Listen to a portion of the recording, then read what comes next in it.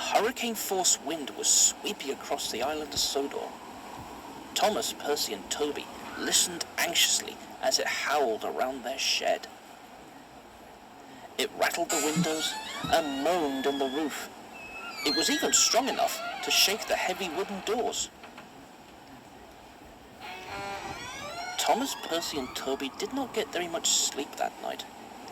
When their drivers came the next morning, none of the engines wanted to go out. "It's much nicer in here," said Percy. "Warm," added Toby. "I know a railway where the trains don't run on very windy days," said Thomas hopefully. His driver laughed. "So do I," he said, "but we're not it. Come on, what would the Fat Controller do without us?" "Oh," shivered Thomas. The wind was cold as well as strong, and Annie and Clarabel didn't like it either. There weren't many passengers that morning. They all wanted to stay indoors, and Thomas didn't blame them. Lucky things, he thought. But when Thomas reached the station by the river, he was astonished to see footballers playing in the field nearby. One team wearing red shirts, the other in blue and white. "It's part of the knockout competition," explained the fireman. "At the end of the season, the winners will get a silver cup." Trees between field and railway waved wildly in the wind. "Sooner them than me," Thomas muttered to himself. "They'll all get knocked out if they're not careful." James was waiting at the junction. He didn't mind the wind, he said, and was even boasting about it. "My train was dead on time," he announced proudly. "A little bit of wind can't stop me." Just then, the wind blew so hard that the station roof shook, and so did something else. "Just look at that signal!" exclaimed Thomas. But James couldn't see, because suddenly the signal wasn't there anymore. The wind had blown it down. "Help!" said Thomas in alarm, as two more signal posts broke and crashed to the ground. "Let's get away from here!"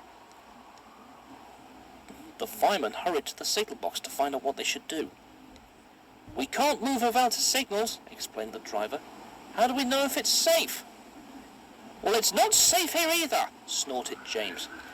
The drivers laughed, but they did move the engines along the platform as far as they dared. It was lucky that they did, because 2 minutes later the wind lifted the platform canopy clean off its framework and dropped it to shatter on the platform below.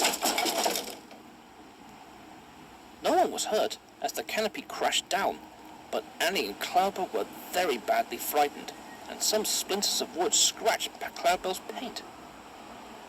At last, a man with flags came and signaled the two trains away.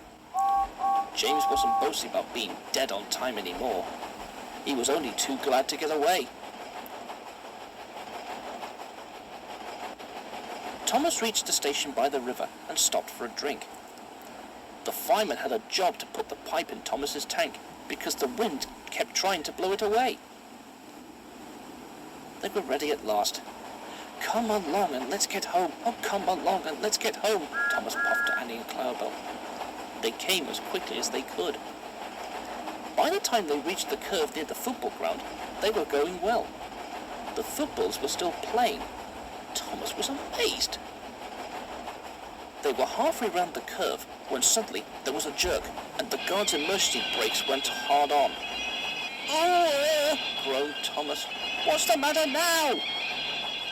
He soon found out.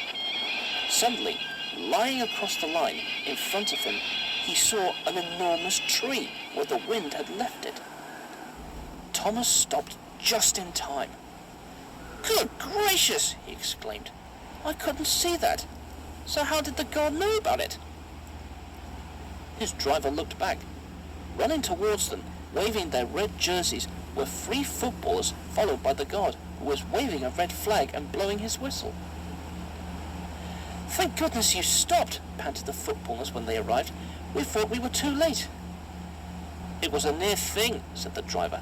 "Thank you for warning us."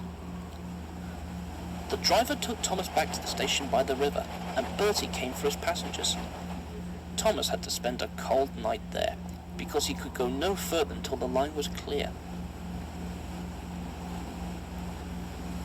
The next day, Terence the tractor came and dragged the tree off the line. It was cut up into small pieces. Toby and Percy worked hard all day, taking the wood away, and at last, Thomas, Annie and Clarabel could go home.